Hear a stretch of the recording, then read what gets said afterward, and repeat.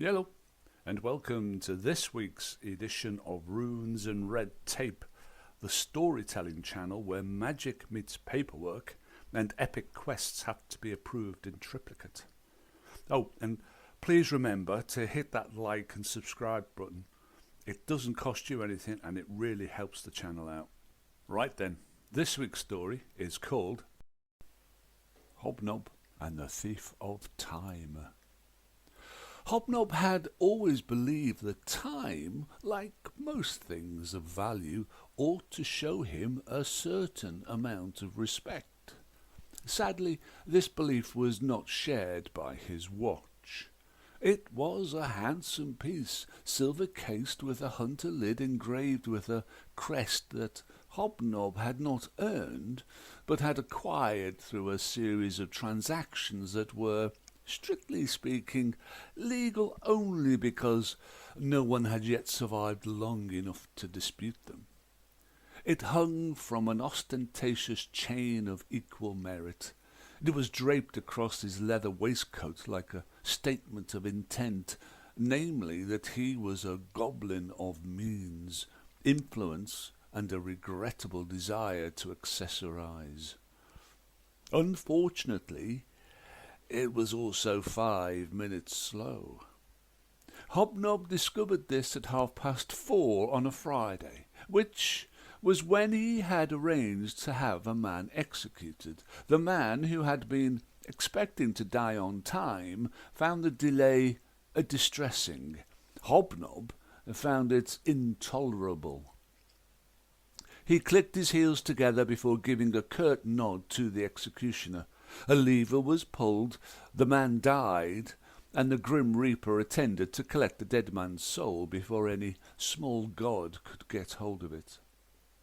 HobNob stared at his watch. "This," he said, snapping the watch shut with the sort of finality usually reserved for minor legal rulings, "is an act of mechanical insubordination, and I will not have it. Do you hear me?" No one present disagreed. Disagreement in the court of King Valspar was widely regarded as a lifestyle choice with a short and rather conclusive ending. The difficulty, of course, was not in identifying the problem.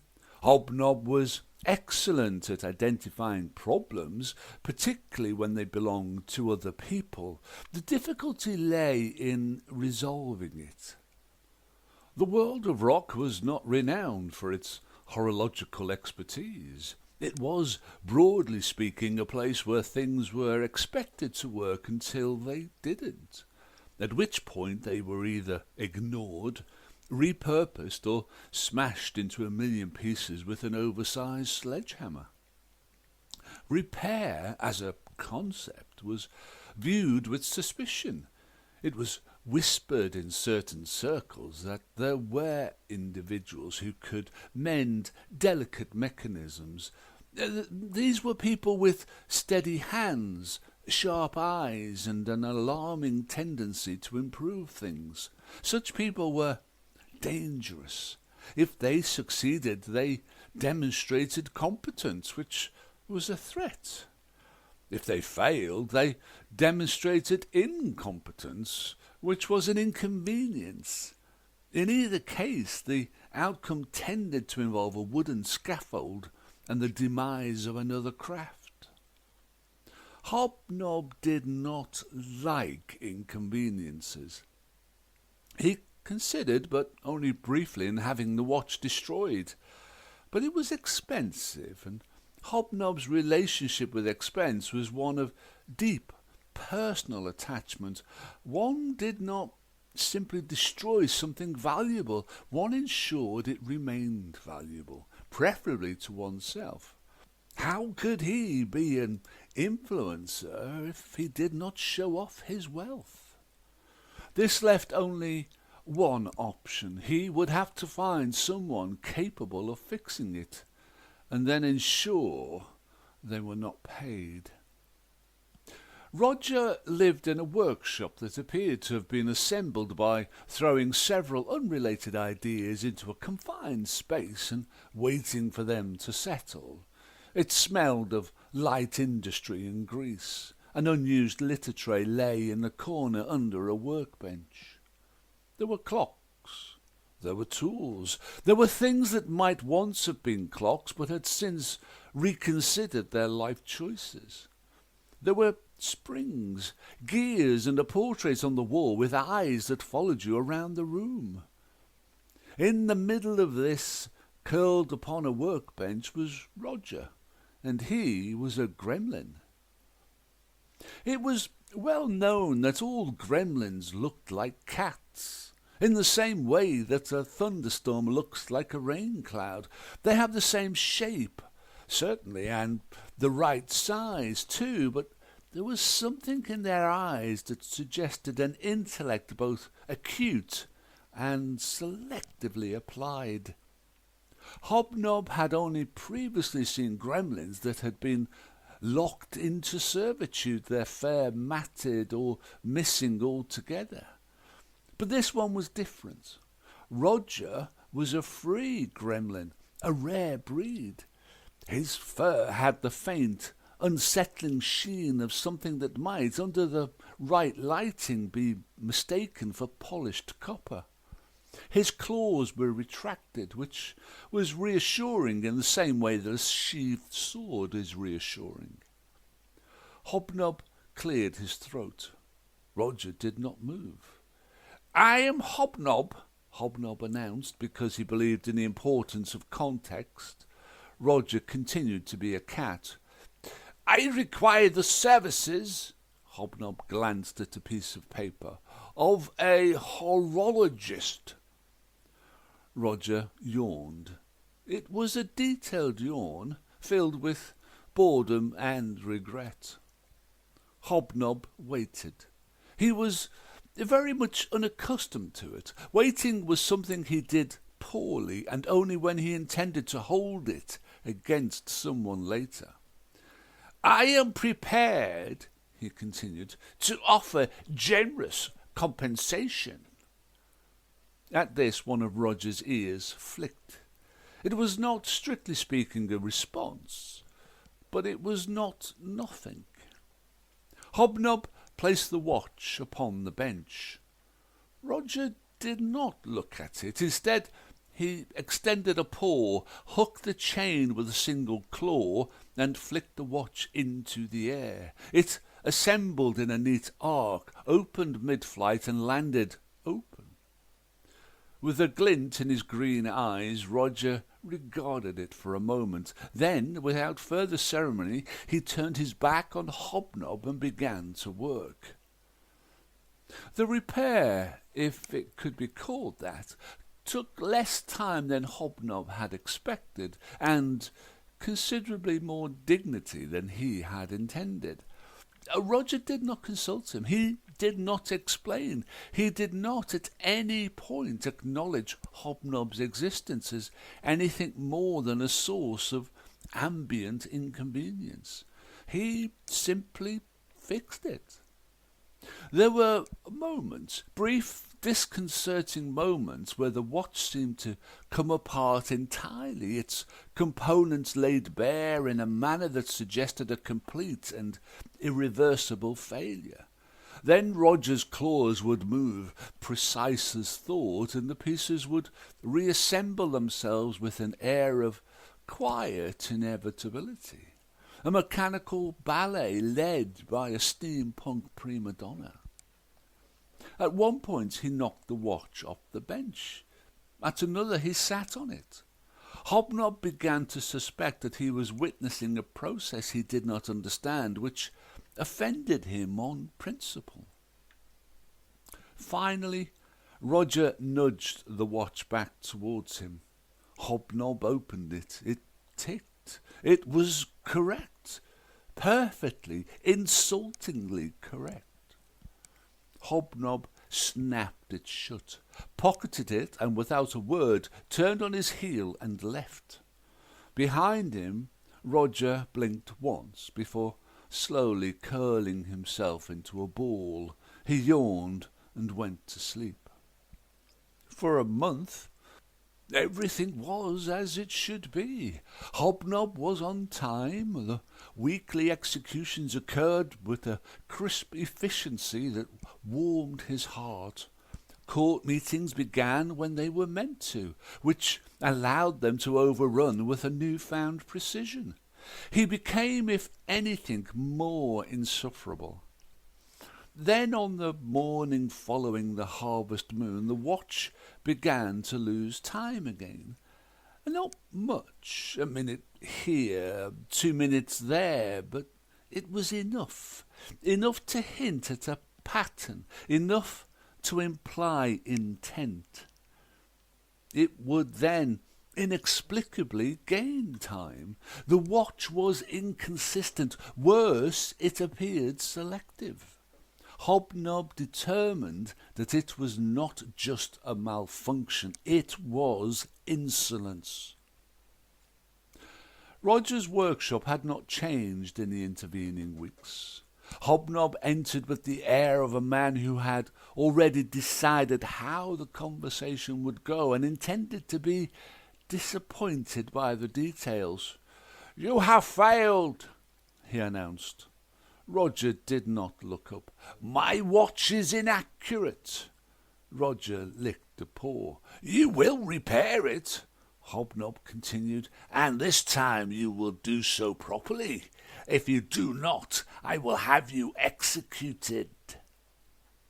HobNob smiled. He felt that this was a reasonable framework for negotiation. Roger paused. He looked at HobNob. It was not an expressive look. It did not contain outrage or fear or even mild irritation. It contained assessment. Then Roger reached out, took the watch, and began again. The second repair was quieter and, if anything, quicker. There were fewer dramatic flourishes, fewer moments of apparent catastrophe. Roger worked with a calm, methodical precision that suggested not so much repair as revision. At one point he stopped, tilted his head, looked thoughtful, and then made a small adjustment that HobNob did not see. He pushed the watch back. HobNob took it. "See that it does not fail again," he said, because he believed in closure. He stormed out of the workshop. Roger stretched before yawning. He purred, although no one could hear. The first indication that something was different came the following morning. HobNob, consulting his watch before a meeting, was asked by a courtier what time it was. "3:30, HobNob said confidently. "Oh, and did you know that I've been fiddling my expenses for years?" He froze. The meeting froze.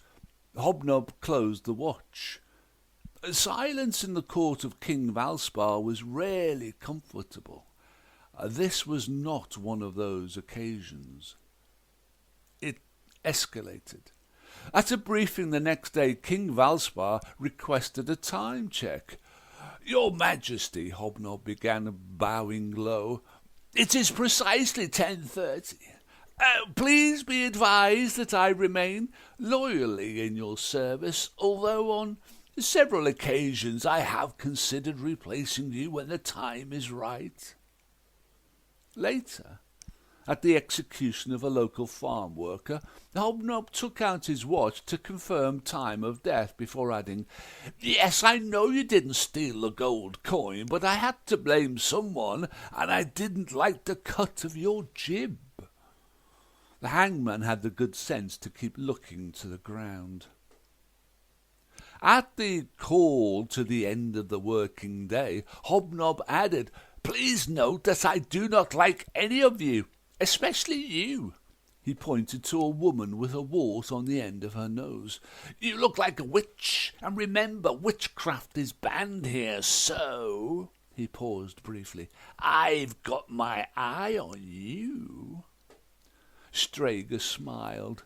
She walked away with a spring in her step, knowing that she had been recognized for what she was.